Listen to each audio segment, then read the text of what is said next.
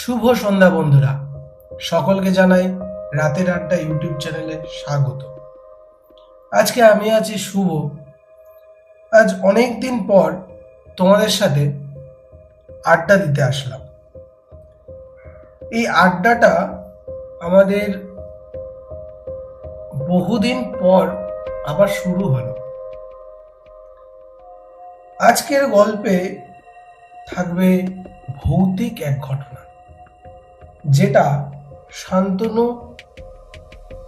আমাদের গল্পটি বলে শোনাবে। তার আগে শুনবো যে শান্তনু, তুমি কেমন আছো? আমি খুবই ভালো আছি।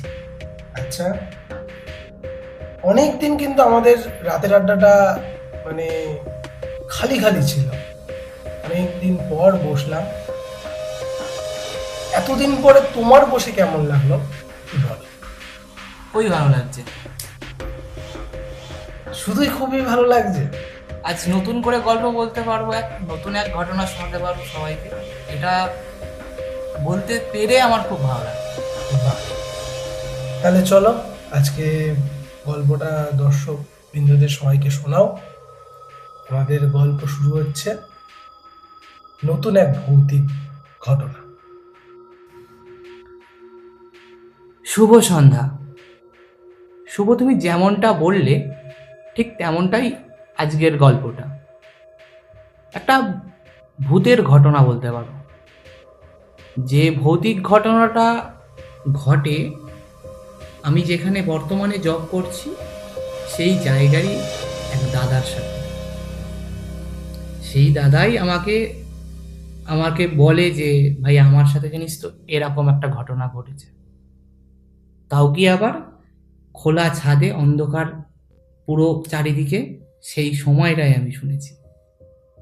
সত্যি কথা বলতে শুনে আমি সেরকম ভাবেই ভয় পেয়ে গেছিলাম এবং একটা উত্তেজনাও কাজ করেছে যে আমি বাড়ি এসে অন্তত এই গল্পটা আমি তোমাদের সবাইকে শোনাবো। সেই গল্পটাই আজকে তোমরা শুনতে পাবে। তবে চলো শুরু করছি। বর্তমানে আমি কলকাতার এক কোম্পানিতে জব করছি। আগেও তোমাদেরকে বলেছি আমি এক ইঞ্জিনিয়ারিং ফিল্ডের একটা ছেলে।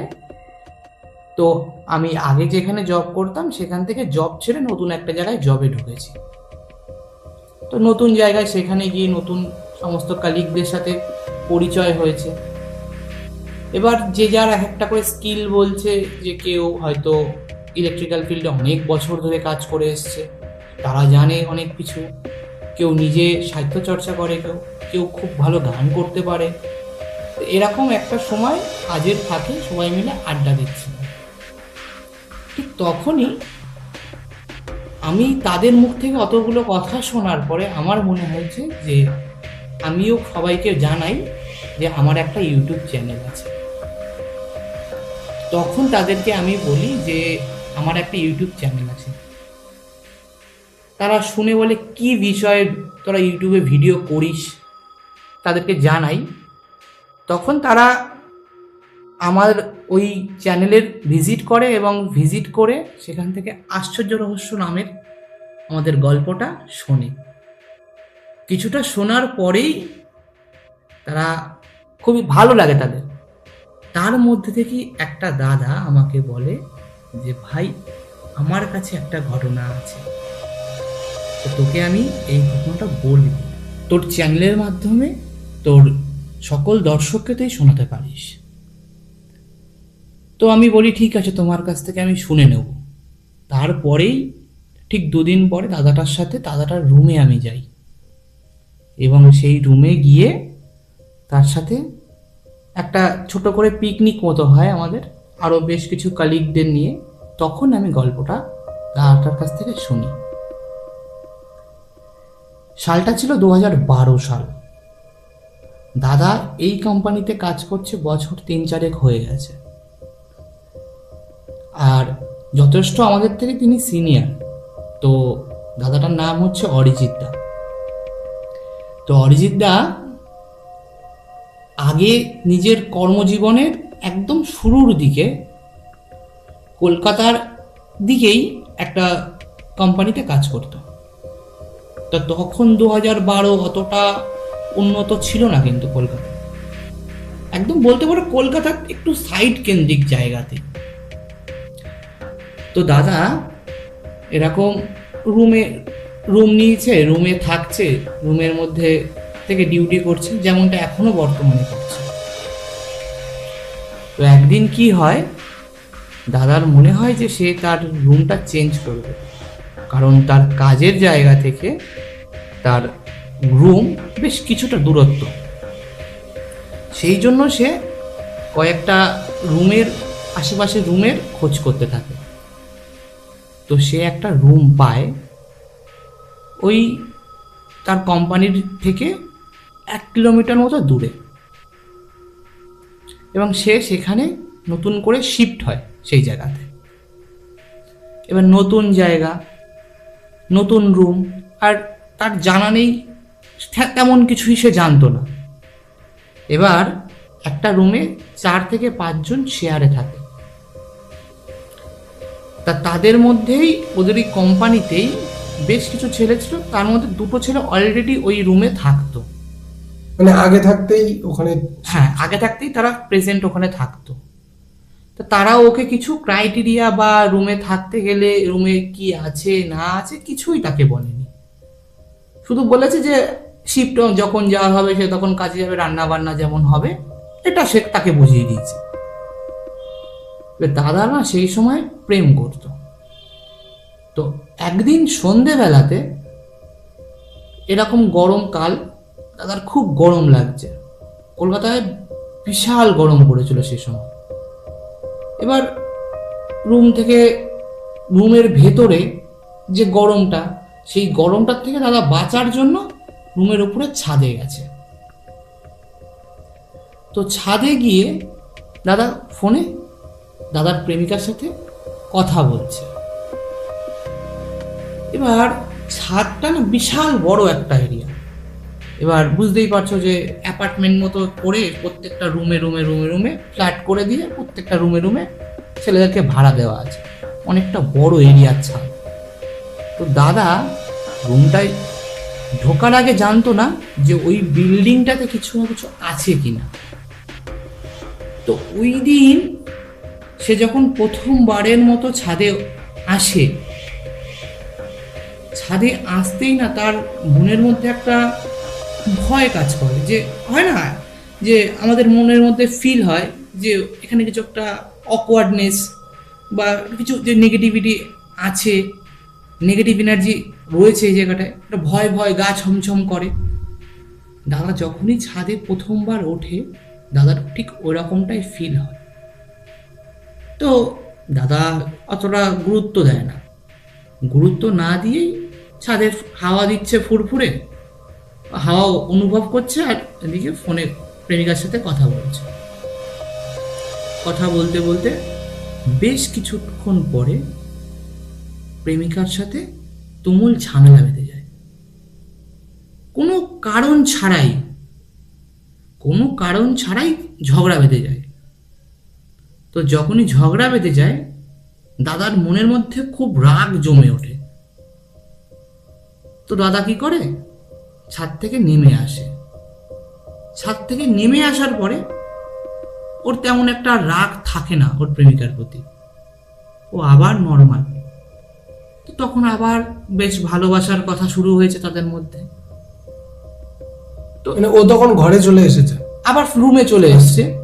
তো রুমে চলে আসার পরে তার আর মনে হচ্ছে না যে কারোর প্রতি, ওর প্রেমিকার প্রতি রাগ বা কিছু হয়েছে, তেমন কিছুই না, ও আবার নর্মালি কথা বলে। রাগটা আচমকাই হয়ে যায়, আচমকাই এসছে, আচ্ছা, আবার রুমের নিচে আসার পরে আচমকাই সমস্ত কিছু নর্মাল হয়ে গেছে। আচ্ছা। এবার ও আবার রাত্রিবেলার দিকে ঘুম আসছে না দেখে ছাদে যায়। এবার ছাদে গেছে, প্রেমিকাকে আবার কল করেছে, আবার যেন তার মধ্যে একটা সেই রাগারাগির ভাব চলে এসছে। তো এবার না দাদা সত্যি সত্যি মানে বিরক্তি হয়ে ফোনটা কেটেই দেয়, কেটে দিয়ে ছাদের উপরে বসে বসে হাওয়া খেতে থাকে। এবার একটা 4 তলা বিল্ডিং, সেই বিল্ডিংয়ে উপরে ছাদ, সেই ছাদে দাদা একা একা বসে রয়েছে। তার ভয় ওই সন্ধেবেলার সময় একবার লেগেছিল, হালকা গা ছমছম ভাব ছিল।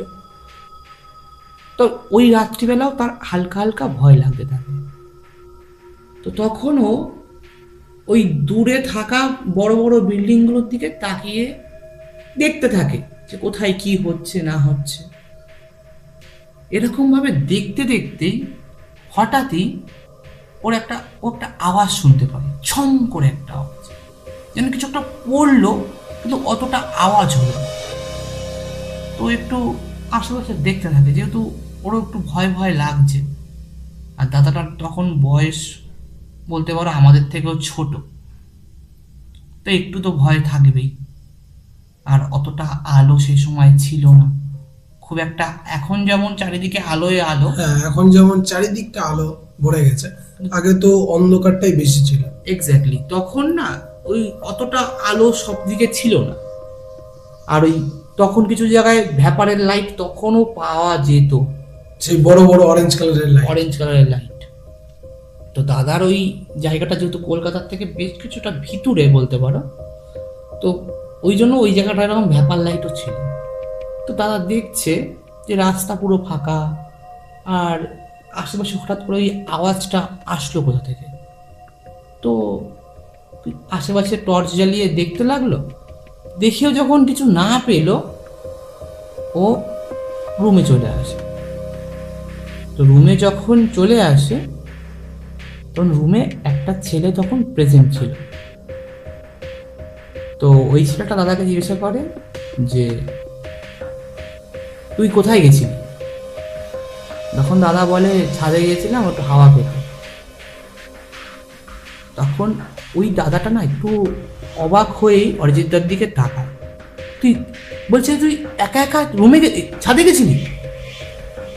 তুই আমাকে বলে যাবি না একবার? তো তোমার তো ওই দাদাটা আগেও একবার এসেছিল। হ্যাঁ, মানে তখন তাহলে ওই ছেলেটা খেয়াল করেনি? তখন এই ছেলেটা খেয়াল করেনি, ও রুমে ঘুমাচ্ছে। আচ্ছা। এবার তখন রাত্রিবেলা ও আচমকা উপরে গেছে, নিচে এসছে, তখন ওর মনে পড়েছে যে এ নেই, এ কোথায় গেল। এবার তখন যখন ওকে জিজ্ঞাসা করে তখন দাদা বলে কেন, আমি হাওয়া খেতে গেছিলাম। বলছে না দেখ, আজকে গেছিস আর কখনোই ছাদে কখনো একা একা যাবি না, আর বিশেষ করে ছাদের ওই পূব দিকটায় যাবি না। দাদা মানে ওই ছেলেটা জানতো কিছু একটা জানতো। তো দাদা বলে পূব দিকটায় যাবি না কেন? বলছে না, তোকে যেতে বারণ করছি, যাবি না। কি কারণ, কি বিষয় জিজ্ঞাসা করবি না, বারণ করছি। যদি কখনো ছাদে যেতে হয় একা তো যাবিই না, সাথে কাউকে নিয়ে যাবি, আর ওই পূব দিকটাতে যাবি না। তো দাদা নতুন যেহেতু রুমে, দাদা এমনিও তাদের থেকে অনেকটাই জুনিয়র ছিল, তো তাদের সাথে তার কথা না বাড়িয়ে, ওই ছেলেটার সাথে তার কথা না বাড়িয়ে ও রুমে খেয়ে দিয়ে শুয়ে পড়ে।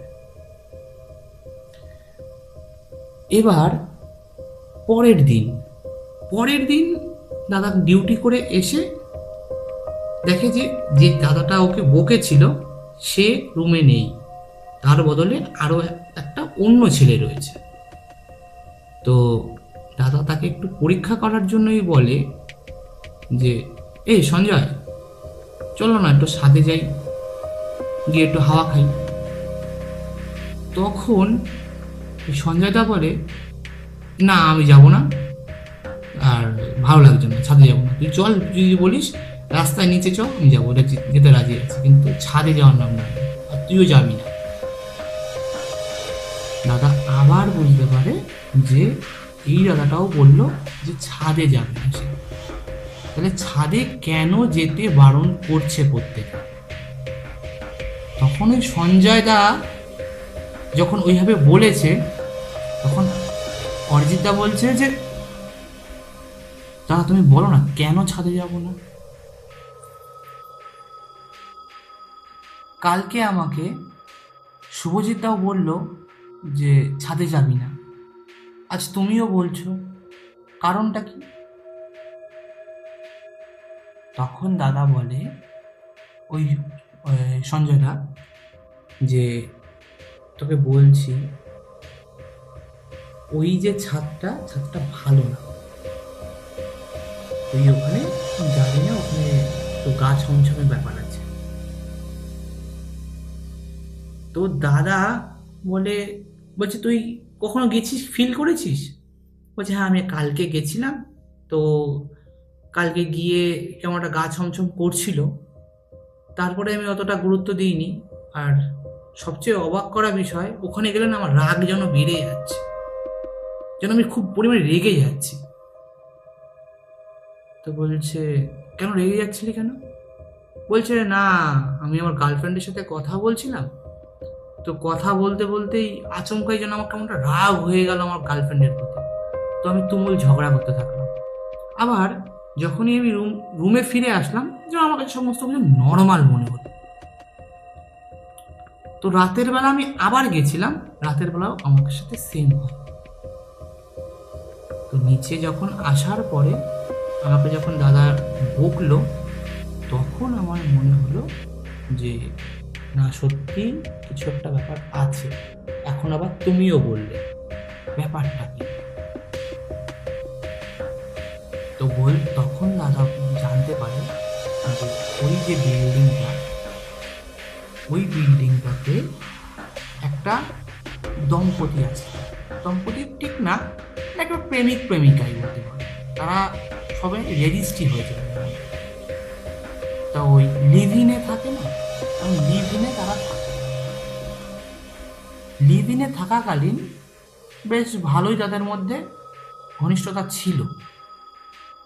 তো হঠাৎ একদিন কোনো না কোনো এক কারণে তাদের মধ্যে রাগারাগি হয়। তো রাগারাগি হওয়ার পরে ওই মেয়েটা ওখান থেকে নাকি ওই রুমের ছাদ থেকে নাকি লাফ দেয়, এবং লাফ দিয়ে পড়ে যায়। মানে ছাদ থেকে লাফ দিলে মরে যাবে, সে পড়ে গিয়ে ওখানেই মারা যায়। মানে স্পট ডেড হয় একদম স্পটে, 4তলা বিল্ডিং এর উপর ছাদ থেকে একটা মানুষ লাফ দিলে সে কি আর বাঁচে? ওখানেই স্পট ডেড। আর ওই যেখানটাতে পড়ে ওই সোজাসুজি একটা নারকেল গাছ আছে।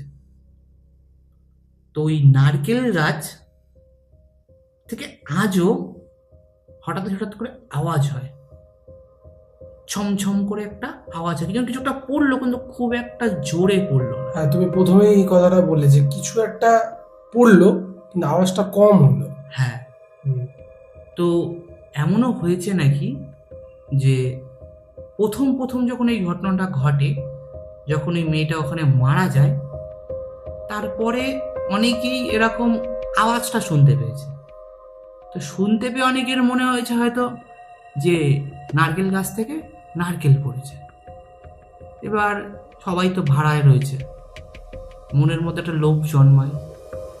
তো ওই তারা যেত নিচে গিয়ে, যে সবার আগে গিয়ে যদি নারকেলটা পাই এনে নারকেলটা খাবে। তো তারা এরকম করাতে যেত। তো যখনই করাতে যেত দেখতো নারকেল তলা পুরোপুরি পরিষ্কার, একটা কিচ্ছু পড়ে নেই। তো প্রথম একবার দুজন এরকম যেত, কিন্তু পেতো না। আমি ভাবতো যে কেউ না কেউ হয়তো পেয়ে গেছে। তো ওই রুমেই, ওই বিল্ডিং এর একটা ছেলে একদিন, মানে ও 2 দিন ধরে এরকম করানোর চেষ্টা করেছে কিন্তু পায়নি। তো ও কি করেছে, ও রেগে গিয়ে ও ভেবেছে দেখি তো আদৌ কটা নারকেল পড়ে রয়েছে, প্রতিদিন পড়ছে, আমি পাচ্ছি না। তো নারকেল গাছে টর্চটা মারে। ও টর্চ মেরে বুঝতে পারে, দেখে ওই নারকেল গাছের একটা ডালের উপরে একটা মেয়ে পুরো বসে রয়েছে, আর ওর দিকে এক দৃষ্টিতে তাকিয়ে রয়েছে। মেয়েটার পরনে একটা লাল চুড়িদার, আর মেয়েটার মাথা থেকে টপ টপ করে রক্ত পড়ছে একদম ওই ছেলেটার পায়ের গোড়ায়। এই জিনিসটা ওই ছেলেটা দেখার পরে নাকি ওই বিল্ডিংটাতেই পুরো রটে যায় যে এটা একটা ভুতুড়ে বিল্ডিং। তারপরে ভাড়া কমে যায়, ওই বিল্ডিং এ আর কেউ ভাড়াটিয়া থাকে না। বেশ কিছু বছর হলো আবার নতুন নতুন করে ভাড়াটিয়ারা এসছে, কিন্তু ভাড়াটিয়া যে মালিক সে বলেই দিয়েছে যে তোমাদের কোনো ক্ষতি করবে না। তিনি পুজো অর্চনাও করে দিয়েছিল, হয় না যে পুরো বিল্ডিং শুদ্ধিকরণের জন্য হ্যাঁ। যজ্ঞ, তিনি যজ্ঞ টজ্ঞ সবই করেছে। শুধু বলে দিয়েছে যে রাতের বেলাতে ছাদে কেউ একা একা যাবে না, আর কখনোই কোনো আওয়াজ হলে রুম থেকে বেরোবে না। আর যদি কেউ 11টা 12টার পরে কেউ বাইরে বেরোতে চাও, তাহলে অবশ্যই যে রুম মালিক তাকে ফোন করে ডেকে তুলে, কারণ তিনি নিচেই থাকতেন একদম গ্রাউন্ডে, তাকে ডেকে তুলে তারপরে অযথা কোনো কারণে বাইরে বেরোনো যাবে। আর ওই কারণের জন্যই ওই তল্লাটে নাকি ওই বিল্ডিংটার রুম ভাড়া সবচেয়ে কম ছিল, মানে এইসব ইনসিডেন্টের জন্য। এই সমস্ত কারণের জন্য। তো আমার ঘটনাটা এতটাই ছিল। দাদার মুখ থেকে আমি আরও একটা ঘটনা শুনেছি, সেটা একটা খুব ছোট ঘটনা।